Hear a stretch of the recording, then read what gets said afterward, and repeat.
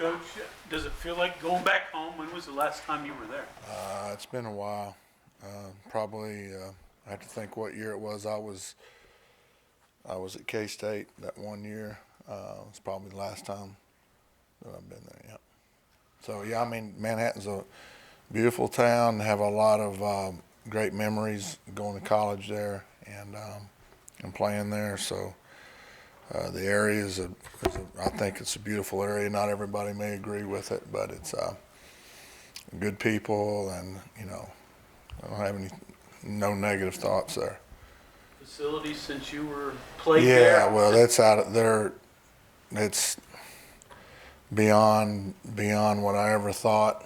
When I went there out of college, out of high school, they were one of the worst in the country. My senior year, we were able to go to the first bowl game, and I remember they put a new weight room in there, and then we thought it was all good. It is fantastic what they've done there facility-wise with the press box and the end zone, and it's just I would encourage anyone that wants to talk about facilities or whatever that's probably a good place to start and look. So what's that movie with Kevin Costner where they say if you build it they will come or whatever. So I think that helps recruiting. I know when Coach Snyder got the job, originally got the job way back when, that was part of the deal. I know that guy was the AD at the time, and that was part of the deal that they were going to invest money every year in facilities and stuff, and they built the indoor, and they started improving their facilities so they were able to catch up recruiting. They did go 1-10, I think, their first year.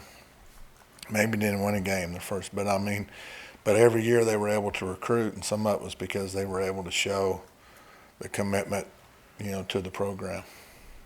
When you look at them offensively, do you see carryover from Coach Snyder because they've got so many veteran South players? Dakota State, Fargo. Okay. All right, that's what you're saying? Yes, sir. Okay. And I would say, I'm not trying to speak on Matt's behalf, but on both sides of the ball. So I've watched their defense a few times, and it's the same stuff they're running at Wyoming. It's what they ran when Bowl was there. There's a lot of Monty Kiffin type stuff. Now, offensively, they may be the most complicated offense. I don't know, maybe. They are the most complicated offense we've seen this year, without an exception. Formations, personnel groupings, plays. Their blocking schemes. Most teams have like 2 or 3 protections. Theirs is exponential. Number of formations, number of looks. They run a triple option basically out of a 3-back offense, and really impressive that what they've done or what they've been doing. I didn't study them enough.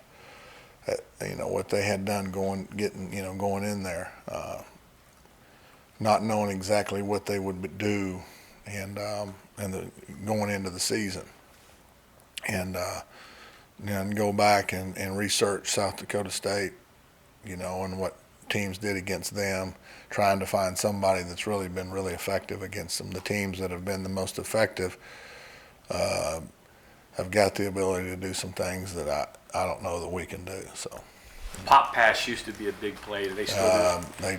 And especially after last week, we gave 2 of them up. So I would venture to say, and not really 2. You can when you count the ones we didn't cover down the middle of the field on the first play of the second drive, you could say we probably gave up 4 of them that were, just a matter of eye discipline stuff. So, is the only way an offense can do that to be as experienced as they are? If it was, sophomores, could they not be that?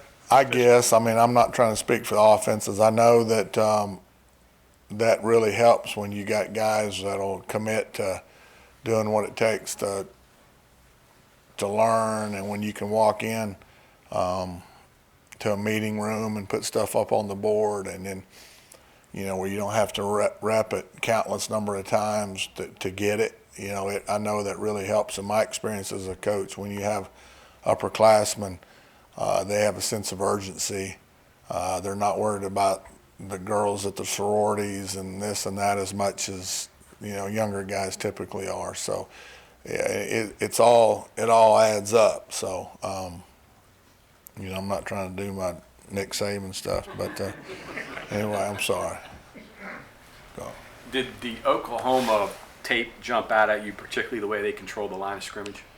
All their games, to be honest with you. So, yeah, I mean they've been able to move the ball. They've just the games that they've been stopped. The teams they just basically said we're going to go one-on-one on your receivers, and we're going to outnumber you, completely outnumber you at the point of attack just by sheer numbers.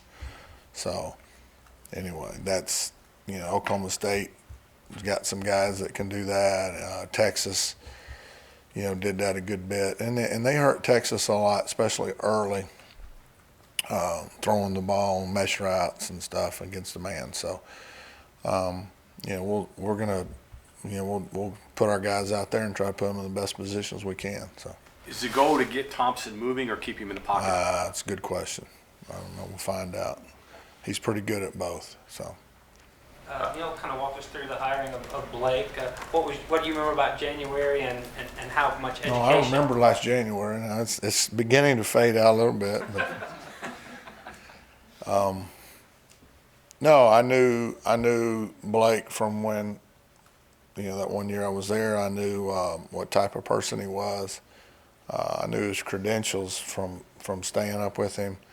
I knew that nobody worked harder. Nobody had been trained to work harder since he had worked for Coach Snyder, and that he understood football. I knew the quality of the person he is, and I knew he would be a really good fit and do a really good job. Extremely, extremely detail-oriented.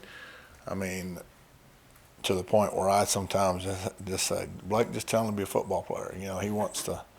He wants to have everything just right for his guys, and that's a great asset. I mean, that's a great way to be. He's in there right now trying to make everything just exactly perfect. And so that's Really tactical and analytical about. yes, sir. And again, I knew that because he was engineer building airplanes. So anyway, that shows you what kind of brain he's got. So I knew he and Coach Brown would be similar type. So I mean, I figured he'd get along good. So. How much does that show on those special teams units that Blake's in charge? Well, I don't know what our statistics are. I've kind of tried to stay away from that, especially the last 4 or 5 weeks. But I don't know. I mean, I think we've hung in there statistically, just from what I've seen on the field, special teams wise.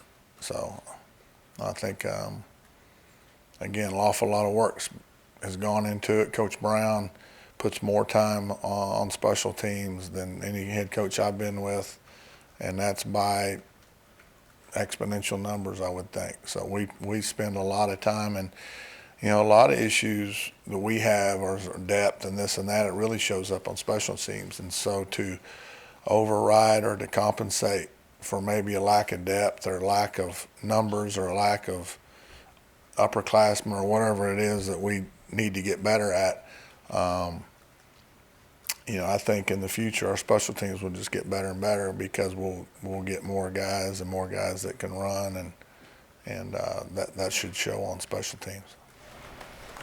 Not talking about on the field, but what do the Stills brothers bring to the morale of the team? Well, right now their morale's not real high. A couple of weeks ago they had a really good game against Baylor, and last week was about the other way. I'm not judging them. Their position coach probably can do a better job than that, and I like to never say a name of a person if somebody doesn't do a good job. We did. They probably aren't happy with the way the game went last week either. Last week was another example of sometimes when as a parent or as a coach and your team shows progress, and you try to build the confidence, and you kind of let it go to where maybe, are we getting too much of ourselves, and then you don't maybe have that edge that it takes. I talked way back one of my first press conferences here this season about kind of going to that place that you got to get to, and I thought we were okay going into the game. I thought they seemed excited, and we got to the game, and we just didn't have the edge. We didn't have in the Rocky Balboa movies, they call it the eye of the tiger. We didn't have that, and we didn't do some things right. And the stills, you brought that up. I think that was maybe something that we got to make sure we continue to keep the hammer down a little bit on some of that stuff. So you brought it up as far as them. I think they're probably not happy about the game last week. So, Vic, some of the alignment stuff, I guess, pre-snap seemed like that caused trouble against No. Texas Tech. no, we were fine. Oh. A couple of times our D linemen were late getting their hand down. If you're talking about last week's game. Yeah, I'm just going about what your players said, that they just weren't lined up in the No, second. a lot of it was, and again, you take the whole game up till 6:14 in the second quarter. So halfway through the second quarter, they went 5 straight drives, and we made enough mistakes, little mistakes, but some of them were big mistakes. Eye discipline and not being in the right place, not having the right fit. Mostly it was the back end guys, and then from 6:14 on, I think they had 3 points. So what was the difference? Good question. We stopped making the little mistakes, to a point, and then I think we settled in and started playing a little bit better. So we can't, and it showed. You go back to Missouri game, you can go back fourth quarter against Texas. You can go back to quarters in a lot of games where when we start making little mistakes, or not just completely have, our mojo going, or whatever that word is, then we're not good enough. We've got to be, the margin of error is not great. We've got to do it exactly right. We've got to do it detailed, and we've got to play with our hair on fire. And if we don't do that, then we're not going to be successful. So we have got to do that. Is that final 2.5 35, 40 quarters. minutes, that final 2.5 quarters encouraging when you're talking about the personnel and formation challenges Kansas State offers, and you better be on it. I'm a little skeptical right now to not have the hammer down on them, as far as we just can't. We're not to a point yet where we can deal with success or lack of success. We have to, as leadership of the coaching staff, we got to be on it. And Coach Brown, as much as he tried, that is my responsibility for the defense not being on it to start the game. So I got to make sure I don't pat him on the butt, and then that old saying. Okay, thanks, Coach. Good.